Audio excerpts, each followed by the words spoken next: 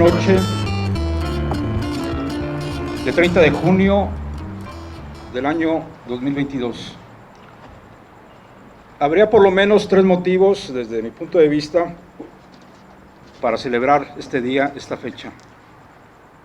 Uno, y aunque parezca extraño, es el primer año, hoy se cumple el primer año de vida de mi sobrina mía, Catherine. Ella tiene sangre ucrania.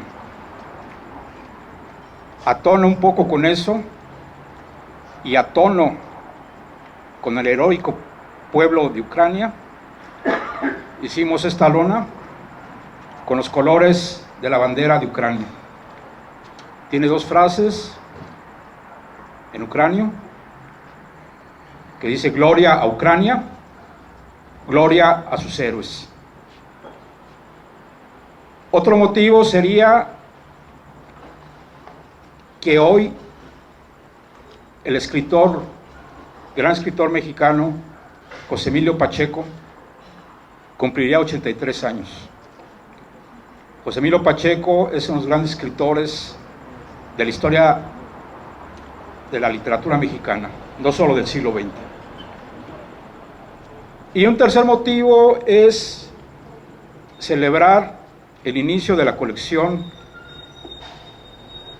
Norte Iluminado, con la segunda edición del libro Muestra de la Poesía Chihuahuense, 1976-1986. Bueno, de corazón y de espíritu agradezco la presencia de todos y cada uno de ustedes. En realidad estamos entre amigos, entre hermanos, en familia. Ustedes son la joya de la corona de este evento, que sin duda ya es un suceso cultural trascendente y por supuesto poético en los múltiples e infinitos sentidos del término poesía. Hay dos palabras que quiero expresar a manera de exclamación: por fin. Por fin, luego de varios intentos fallidos a lo largo de 3 décadas, publicamos la segunda edición de Muestra de la Poesía Chihuahuense, editada hace más de 35 años y que significa también el primer evento de celebración del 30 aniversario de Ediciones del Azar, Asociación Civil.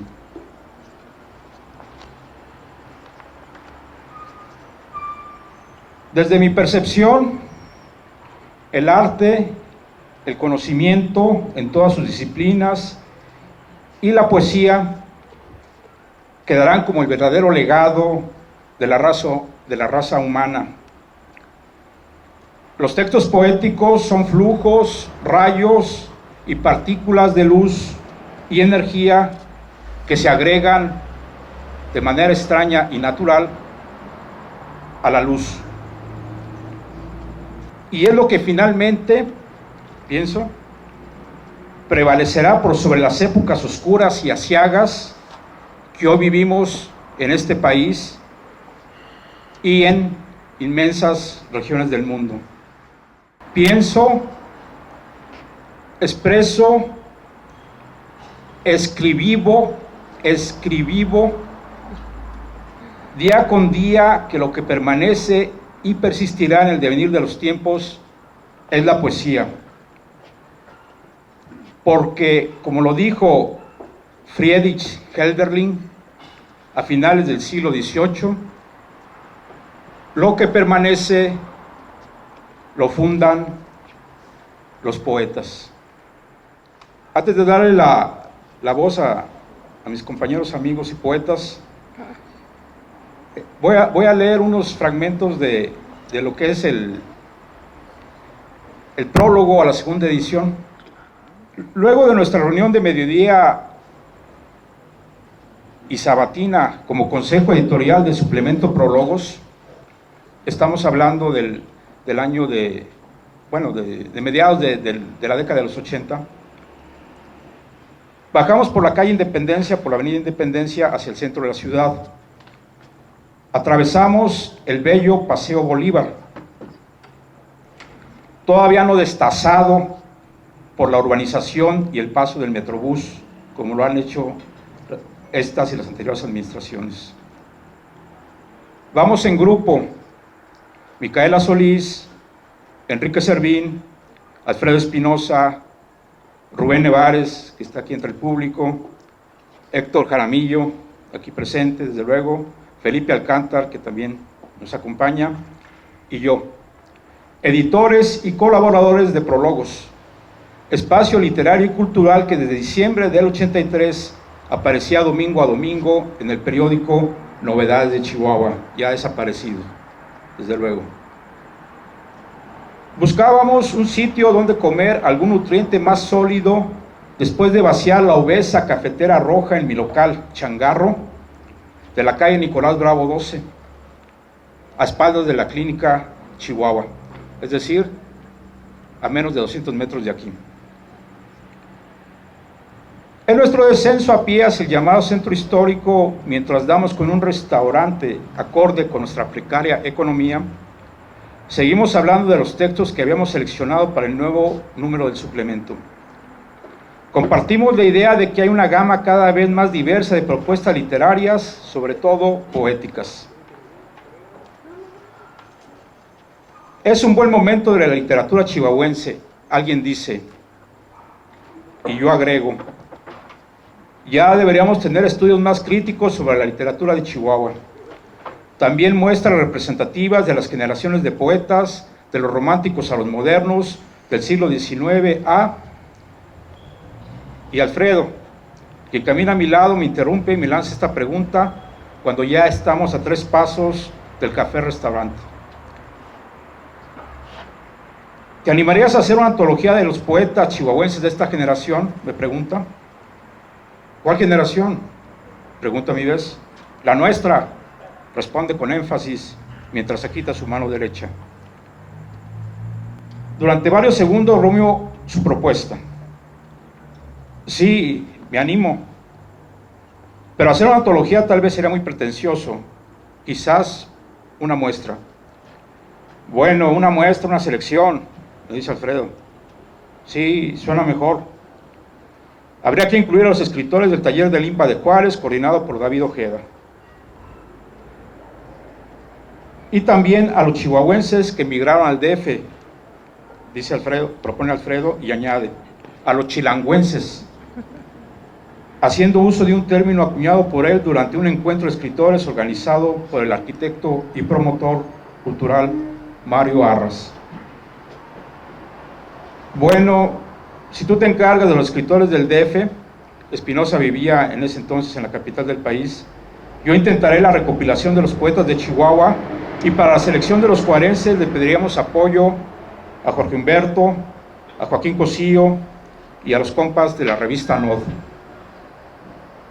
Y así, a vuelo de pájaro y bajo dardos caniculares muy certeros que hacían un blanco perfecto en aquellas negras y abundosas melenas, Alfredo y yo firmamos ese acuerdo antes de trasponer las puertas de la panificadora, poniendo el primer cimiento, poco firme, movedizo, más bien volátil, de una incipiente y casi inocente, como dijera el crítico Mario Lugo, odisea literaria y libresca. Una situación que en ese entonces me desagradaba y hoy en día me disgusta aún más, era tener que tratar con gente de la política para la obtención de un apoyo a un proyecto editorial o cultural. Sabía, y sigo comprobándolo, que hablamos lenguajes muy distintos y que un verdadero entendimiento entre quienes hacen política y quienes crean cultura es realmente imposible. Sus lenguajes no se tocan ni con el pétalo de un silencio. No me gustaba hacer antesala, y no obstante tuve que hacer antesala. El dramaturgo y amigo Víctor Hugo Rascón Banda Era un conocido muy próximo del nuevo mandamás de Chihuahua. Luego de la estrepitosa caída del gobernador Óscar Ornelas en septiembre de 1985. Nuestro amigo Víctor Hugo me habló para preguntarme sobre el libro de poesía chihuahuense. Me dijo el gobernador apenas me senté enfrente de él.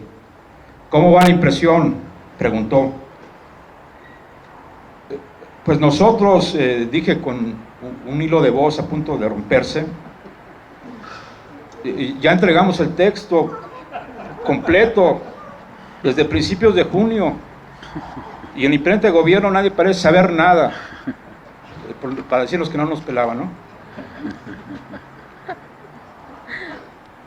¿Y trae el escrito?, me interrumpió con cierta impaciencia. Sí, aquí traigo una copia. Y le extendí un folder con las hojas sujetas por un broche vaco y aún con varias correcciones a mano, el cual de inmediato comenzó a hojear. En el índice no veo a Víctor Hugo, me cuestionó el gobernador. Es que es una selección de poetas y Rascón Banda es más dramaturgo y narrador, repliqué.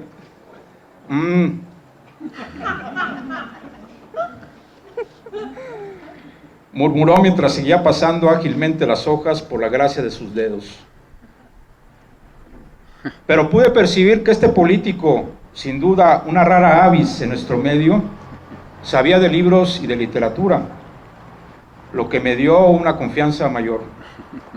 ¿Acaso podríamos entendernos, hablar un mismo lenguaje?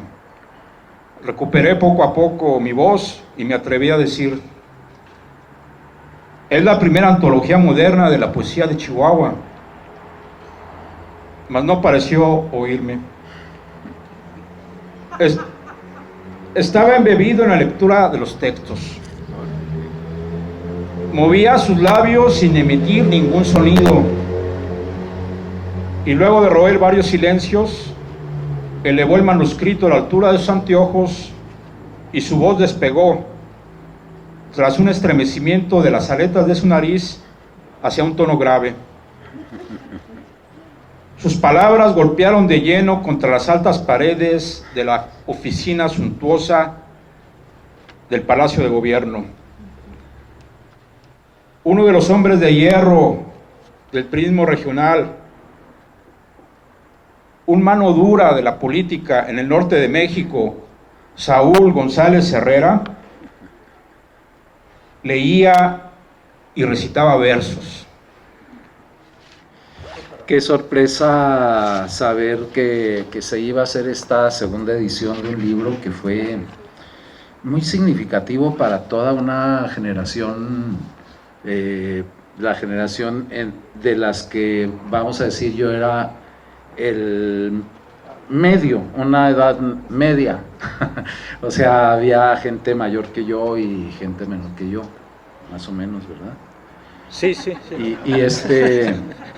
Y abarcó toda esa generación este libro. Entonces sentirse parte de él y sentir que estaba uno participando en eso, pues era muy emocionante entonces, y esa emoción volvió ahorita, bueno, no ahorita, sino cuando supe de esta segunda edición. Dije, qué padre.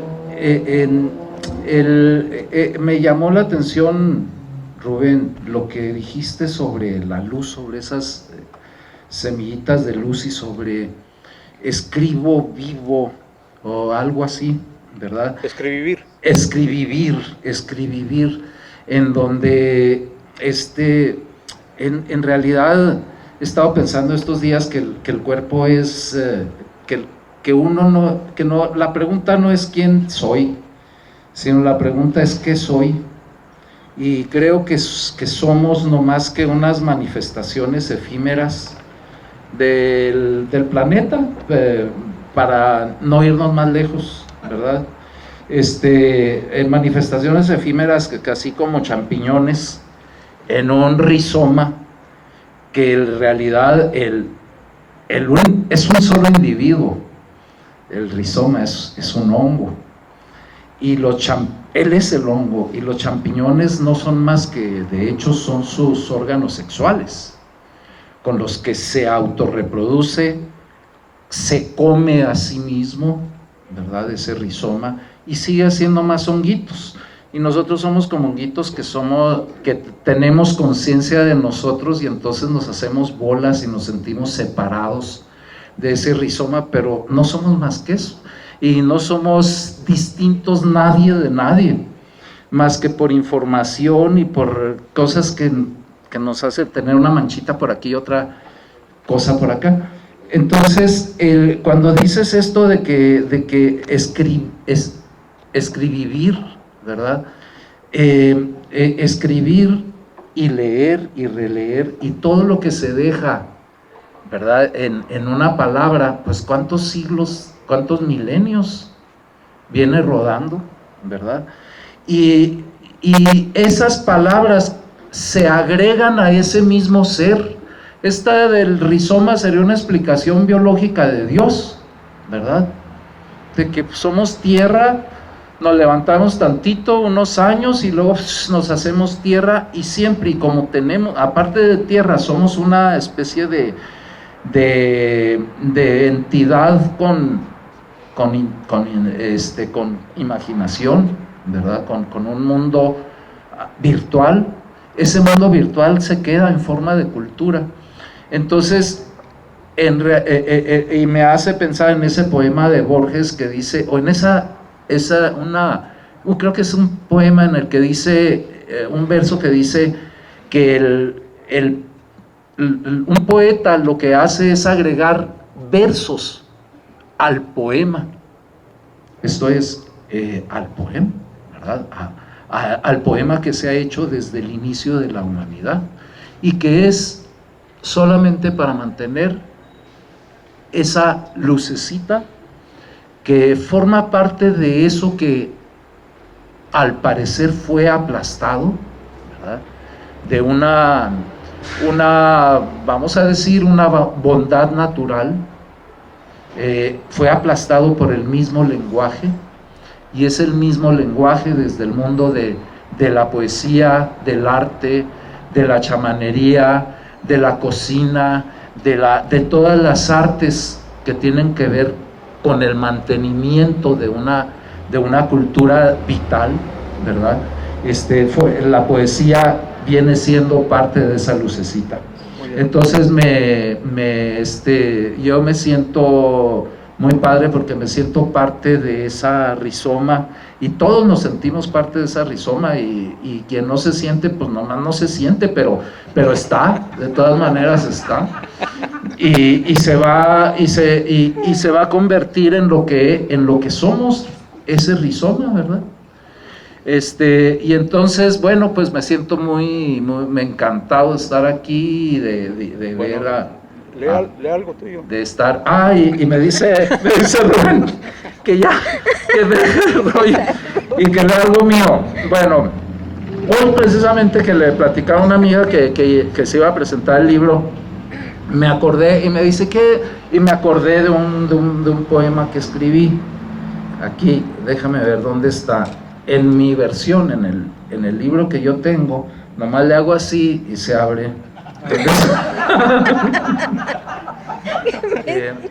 Se llama Cuerpo Presente, y dice: me abrazo a ti como el sonido se abraza a la palabra, perdiéndote en el momento más alto del encuentro. Este está bonito, dice: la lluvia impregna el alma se llama Lluvia de Abril. La lluvia impregna el alma y desborda su piel temblorosa. Soy otra vez adolescente. Cada gota aplasta el prado seco del pasado invierno. Esto que la humanidad provoca no es dolor. Esto que la humedad provoca no es dolor en los huesos, es miedo. Es la raíz que vuelve a mirarse en el espejo fantasmal de su propio tacto, que vuelve a saberse sola y bajo tierra. Llora, criaturita oscura, llora. Deja salir ese nudo en tu garganta, ese tallo tierno, toda mi vida disuelta en una lágrima verde. Hojita frágil, abriéndose paso para ir, ella también, a ser ahogada, porque esta lluvia no distingue lo nuevo de lo viejo. Bueno, gracias. Este es uno así de adiós, de bye bye. Dice, En memoria se llama. No solo el sentenciado a muerte y el profeta sienten nostalgia del futuro. Si tu cuerpo y el mío, como sueños de hiedra, se dilatan más allá de la hora, alguien mañana ha cortado nuestras flores posibles. Alguien, pero ¿quién de todo lo que somos? ¿Tú lo sabes?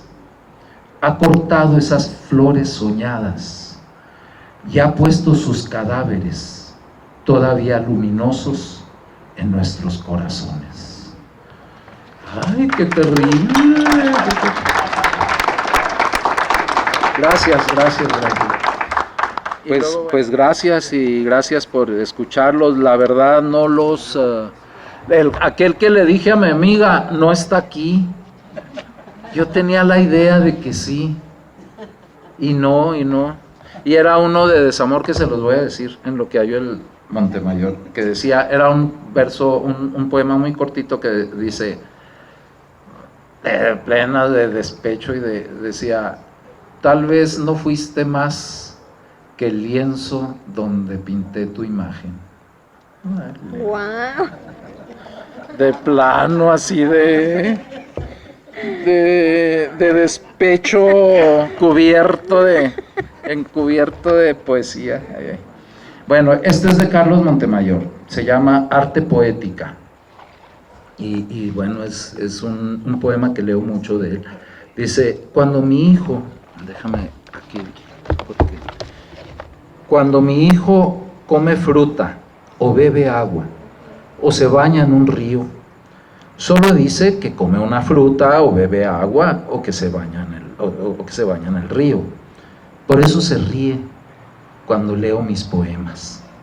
No comprende aún tantas palabras, no comprende aún que las palabras no son las cosas, que un poema quiere decir lo que nos rebasa a cada paso, el amor entre renuevos de cuerpo y recuerdos de tardes, la ira entre quincenas y casas prestadas y ropas que envejecen, la esperanza entre deudas y calles compartidas con días monótonos y con mañanas cuya única dulzura es el agua que nos baña, la honra entre empleos temporales y amigos deshonrados, la rapiña entre diarios y oficinas públicas, la vida que nos abre los brazos para tomar a un lado la noche de las lluvias y al otro lado los días de las desdichas.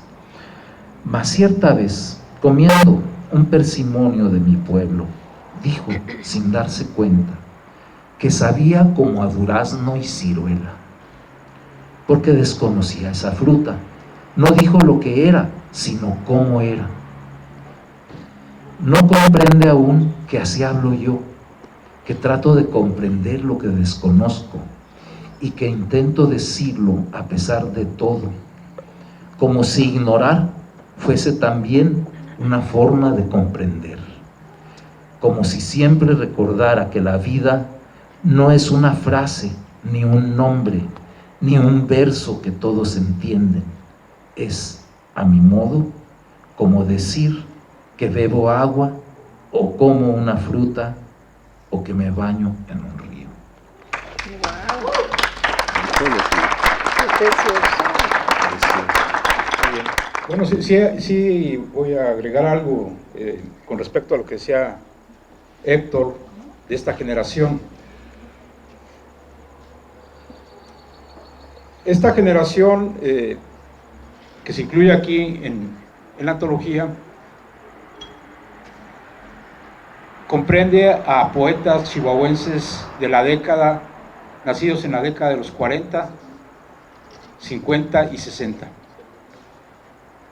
Realmente se podría decir que empieza con Jorge Aguilar Mora, nacido en 1946, aunque hay otros poetas también poco antes, incluidos aquí, pero yo diría Jorge Aguilar Mora y cierra con Joaquín Cosío, que es de 1962.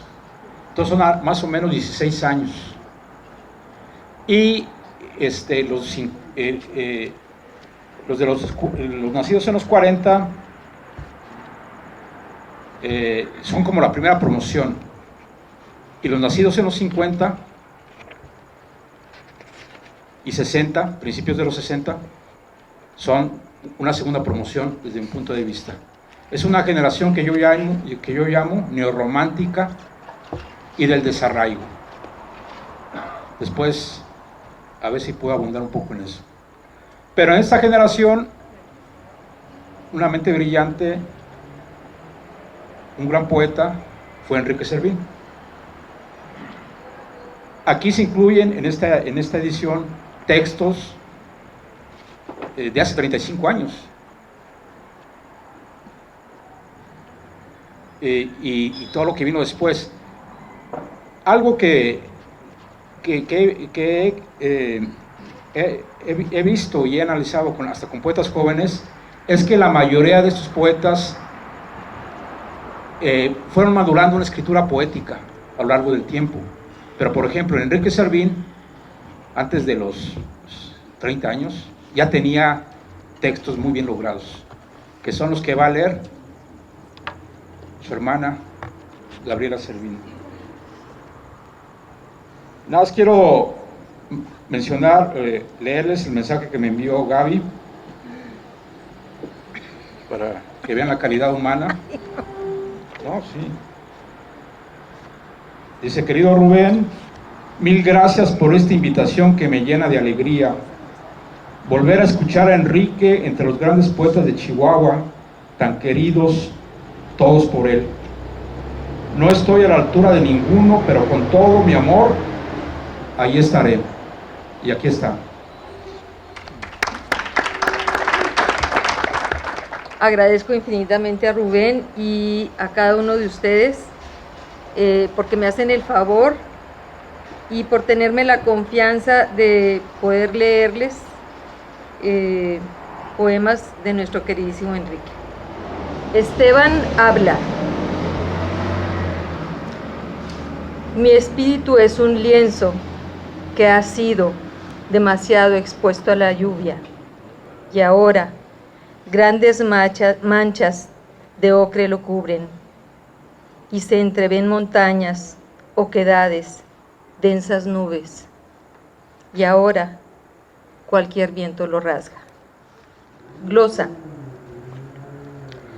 Soplar sobre una hoja de polvo y ver caer el polvo, rara lluvia de piedras, en alguna dimensión de astros, cadáveres, semillas. Saber que estos instantes hundirán sus mínimas raíces por toda la tierra y que ni tarde ni temprano han de llegar a todas las formas del universo. Ser yo también así, la mínima raíz de instantes parecidos. Cuando Enrique estaba chiquito, dice mi abuela que Enrique no hablaba, que se tardó mucho para hablar, y que un día llegó mi abuelo con un carro que era verde, porque hay una foto del carro, y cuando Enrique vio el carro, su primera frase o sus primeras palabras, dice mi abuela, que fue: carro pintado de azul. Mi abuela dice que el primer carro que vi era azul. Al recordar que recordaba, yo digo que era verde. El carro ya no existe. Como una imagen rayada por una vara en el agua, los recuerdos se funden, se confunden. Así de frágil es el pasado. de ese poema, Enrique, yo creo que, bueno, los que lo conocieron sabían que Enrique tiene 2 hijos, que son hijos del corazón. Y cuando Enrique murió, pues encontramos su testamento en una hoja en su escritorio, y nunca lo registró en registro público ni nada, pero pues él así lo decidió. Entonces, el carro que tenía Enrique se lo dejó a los hijos, y Kenia se lo cedió a Irán. Entonces el carro estaba un poquito destartalado porque Enrique no era muy cuidadoso con las cosas, y entonces se le descompuso, algo le pasó, y Irán lo metió al taller. Entonces un día llegué y me dice Kenia, ¿ya vio el carro, Gaby? Entonces le dije, ay, sí, le dije, ¿lo pintaron? Sí, dice, llegó Irán y me dijo, oye, ¿de qué color pintaré el carro? De azul, carro pintado de azul. Me da mucha ternura.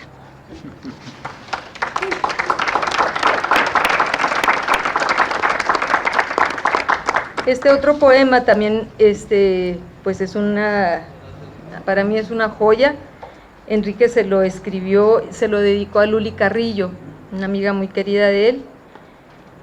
Y es una joya porque de lo que habla Enrique, pues yo también fui parte, porque era un terreno que estaba enseguida de la casa de mi abuela, y nos brincábamos una bardita a jugar.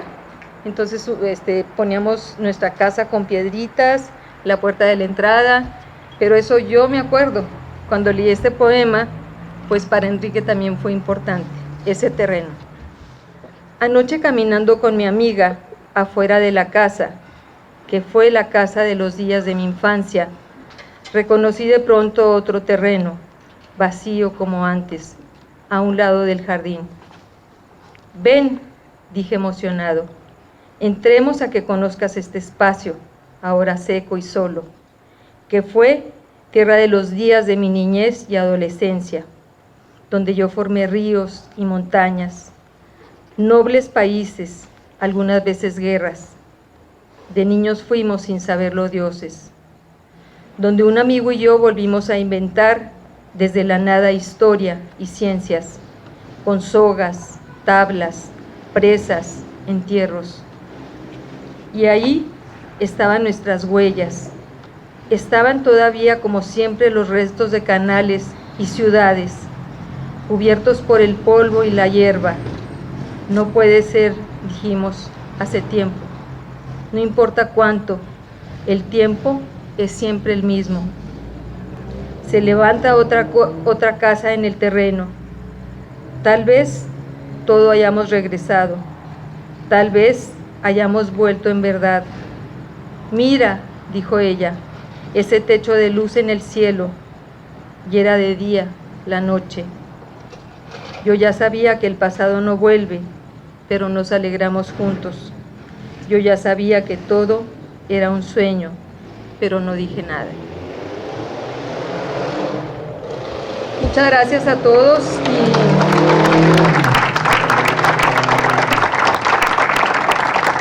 y a todos los que han estado con nosotros, con su presencia, con su cariño, con su empatía en este tiempo tan largo, doloroso y difícil de la ausencia de Enrique. Muchas gracias.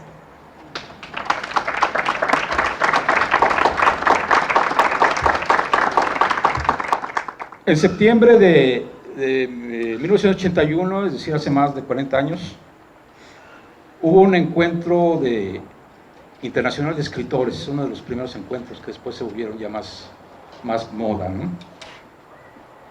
En Morelia, Michoacán.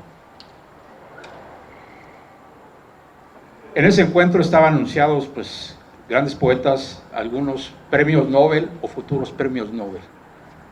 Estuvo Günter Grass, en fin, de Europa, de América y de todos los continentes.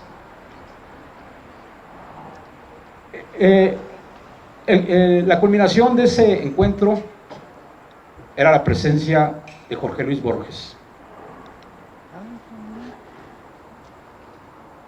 Yo con nada más el dinero para el pasaje y 3 pesos en el bolsillo, me desplacé hasta allá, no sé ni cómo. Afortunadamente, una amiga, Josefina Cendejas, que había estudiado aquí filosofía y letras, su familia pues, me recibió en su casa y les estaré agradecido infinitamente. Y presencié todo el encuentro. Y el último día, ahí en el Teatro Morelos, de Morelia, se presentó Borges. Antes ya había habido una conferencia de prensa, y yo no sé cómo, yo me colé a la conferencia de prensa. Me preguntó alguien, porque yo no traía gafet, ¿usted de dónde viene? Le dije, de Chihuahua. ¿De qué periódico? Le dije, Letras al Margen. Letras al Margen era una columna que teníamos. Ajá. Y claro que no me creyó, pero me dejó pasar. Y ahí estuve en la conferencia de prensa, ¿no? Desafortunadamente los periodistas le preguntaron de política, no preguntaron nada de su quehacer poético, ¿no? Y ya en la lectura de Borges, que no fue lectura, él estaba ya totalmente ciego, decía que nada más podía ver los colores rojo y negro. Entró al teatro guiado por su compañera, su esposa, María Kodama. Y en percepción, que después pues fui procesando, me di cuenta que no era una mujer quien lo guiaba, ¿no? Era una mujer, claro, pero también era una forma de luz. Entonces, cuando murió en el 86, que es el año también de este libro, pues nació este texto, que les digo, es muy breve, ¿no? De Borges a María Kodama. Pierdo la calle a cada paso. Me hundo tras el crepúsculo y en el olvido de mí mismo. Puedo ver el rojo y el negro. Las rayas del viejo tigre son las rejas de mi prisión. Mas el tacto de sus manos, María, es la luz que me hace Borges otra vez.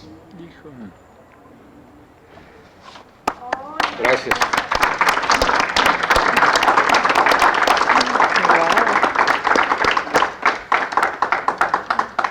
Bueno, pues ahora sí, ¿no? A ver quién gusta participar. Pueden leer algún texto. Después de comprar el libro, claro, ya pueden leer. En la compra del libro se les va a regalar otro, del acervo de Azar. El que gusten ahí de la mesa que está ahí. Si alguien gusta participar, con mucho gusto, antes de pasar a la música. Yo me gustaría más que nada hacerles una invitación a presentar este texto en la Facultad de Filosofía y Letras, de donde obviamente sé que ha sido su casa y siempre lo será, y donde podríamos podría presentar nuevamente este libro, obviamente en el marco del Congreso Internacional de Literatura del Norte de México, donde para nosotros sería un honor que nos acompañaran en el mes de septiembre de este año, que es su tercera edición, y donde aquí pues espero no ser impertinente y al contrario que aceptaran nuestra invitación y que estuvieran presentes con nosotros, ¿no? Me dio muchísimo gusto escuchar y estar aquí con ustedes y estarlos escuchando, ¿no? Y sobre todo el asunto sobre este presagio de que ya debería de haber una crítica sobre la literatura chihuahuense que se comentó al inicio, ¿no?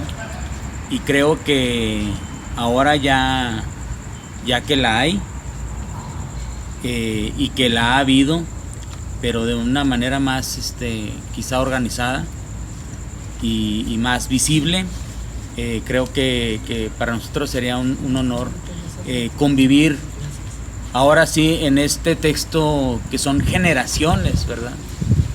Porque creo que son bastantes generaciones las que conviven en él y pues nada, ese es el agradecimiento y la invitación, ¿no? Muchas gracias por este evento tan grato. Bueno, soy un político que ha hecho antesala a Mejía.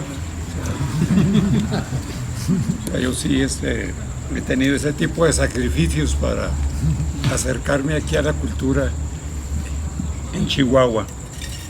He pensado de un tiempo a la fecha que mi utopía sería que los políticos leyeran a los poetas. Y creo que algo está sucediendo en los últimos meses en Chihuahua, porque más allá de que esto no está precisado en este momento, escucho que hay voces en favor de la luz, de la claridad, de la ilustración, entiendo yo, porque vivimos en un momento regresivo en el que la razón, la inteligencia, la ciencia se pone bajo cuestionamiento, y esto es grave, y quizás la defensa superior que se pueda tener al respecto es reivindicar esa herencia de la ilustración.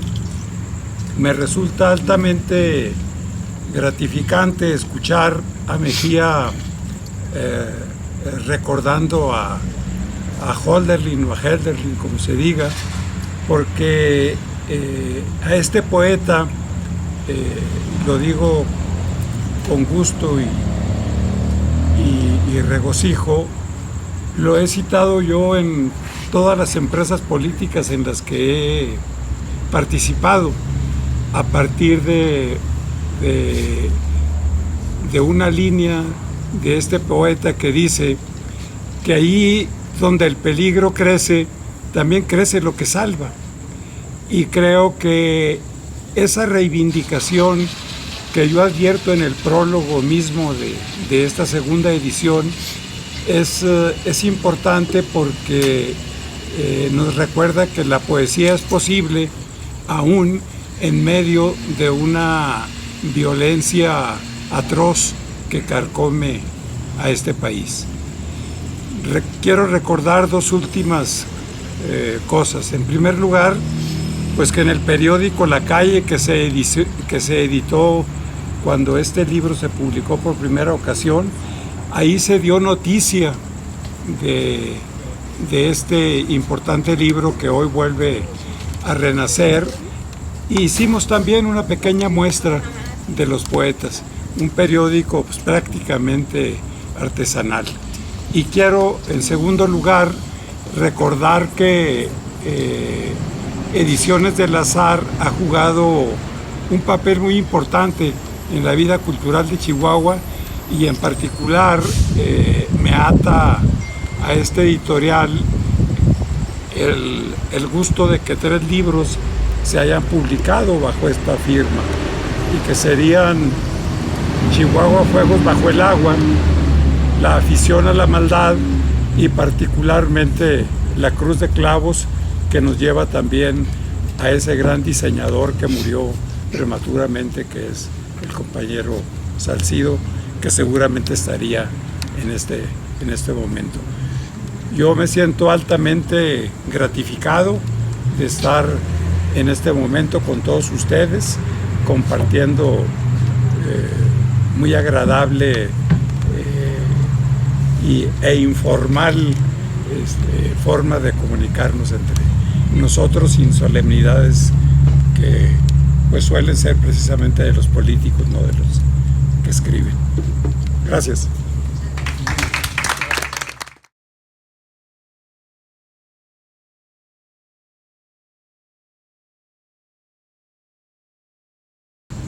Muy buena presentación, informal, como a ellos les gusta, y con muy buen mensaje y muy buenos textos poéticos. No, pues excelente, nos hizo revivir aquellos años en que pues, nos reuníamos aquí cerca y había varios proyectos, entonces, ¿no? Uno era un suplemento llamado Aura y luego posteriormente Prólogos. Y pues aquí tenía Rubén Mejía un consultorio cerca y ese era el lugar de reunión de mucha gente. Ahí incluyeron fotógrafos como Remigio Córdoba, ¿no? Hay cierta nostalgia en haber estado hoy. Cómo no. Hay mucha nostalgia. Y además porque fue la primera obra muy tangible en forma de libro, ¿verdad?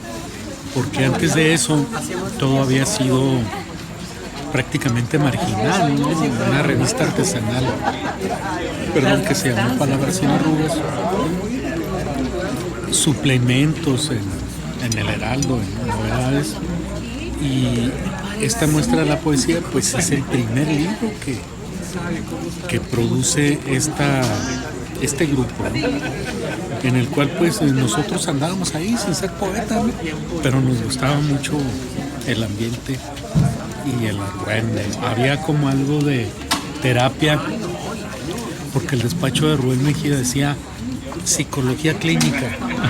Entonces llegábamos ahí, hacíamos antesala, él atendía entonces niños con problemas de aprendizaje y nosotros afuera, ¿no? Como esperando entrar también a terapia, pero en realidad pues entrábamos a platicar y a debatir, claro, a hablar de la situación política también, de la ciudad, de la universidad, ¿no? Entonces todos esos recuerdos pues vuelven ahora con esta segunda edición de la muestra de la poesía chihuahuense, el famoso libro amarillo que se conoció durante muchos años. No, pues excelente, mucho gusto de ver a los muchachos y de recordar tiempos que a mí también me tocaron, allá, los inicios de ellos en filosofía y letras. Sí, no, felicidades. Una presentación entrañable, que se reúnen años de historia, autores, poetas que adoramos. Es un lujo estar aquí y con el regalo de la lluvia más. Felicidades a Rubén y a todos nosotros. Mira, yo amo la poesía, me gusta la poesía mucho. Entonces, escuchar a esta generación de poetas es muy padre y es muy significativo para las nuevas generaciones que siempre tenemos necesidad de expresar algo, los dolores, lo escondido, lo que nos perturba. Entonces la poesía es el lenguaje para sacar eso que se nos dificulta de pronto expresar. Es muy padre haber participado en esta presentación de esta antología de poetas, muy significativo para las nuevas generaciones que igual siguen teniendo esa necesidad de expresarse. Muchas gracias. Pues sí, la verdad muy gratificante, como dijo Luis Miguel, escuchar estos textos de gente que definitivamente abrió brecha en las letras, en la poesía chihuahuense. Y bueno, constatar, porque previo a este evento estuve en la presentación de un libro de un muy joven poeta, Rangel, que bueno, maravilloso. Entonces, qué padre tener para uno como lector de poesía, tener esos referentes como los que contiene este libro. Entonces, pues feliz de que haya este tipo de eventos. Amo las letras ¿Qué más quisiera? Que más gente se acercara a estos tipos de eventos. Y pues felicidades, más eventos como este. Me gustó mucho porque es muy raro que se reúnan personas con trayectoria así y que creo yo que pudiéramos decirle la vieja escuela, ¿no? Pero toda esa brecha que ellos formaron en la literatura, pues eso es todo lo que nos dejan a nosotros que estamos empezando en esto, ¿no? Y admiro mucho a todos los poetas que estaban en la mesa. Me gustó mucho, me gustaría que se repitiera. Creo que es muy valioso la antología y me gustaría comprarla. Eso. Me pareció bien, la presentación de Rubén Mejía siempre es muy elocuente, es muy sencilla, muy anecdótica y eso hace muy atractiva la presentación y nos reímos y es simpático. Me gusta mucho el estilo de Rubén Mejía. Pues de Héctor, ¿qué te puedo decir? Lo conozco hace más de 20 años, pues sigue igual. Sí. ¿Qué significación tiene para ti que se haya publicado la segunda edición de este libro, el famoso libro amarillo? Pues significa que lo puedo leer por primera vez porque yo nunca tuve acceso a esos textos. Yo soy una generación menor a todos ellos y en los últimos años estoy interesada en leer poesía y más que soy de Chihuahua y creo que es importante acercarnos a la literatura y a la poesía chihuahuense. Me parece que es una buena oportunidad para mí de conocerlos en este momento de lo que hicieron en aquellos años, en el 86.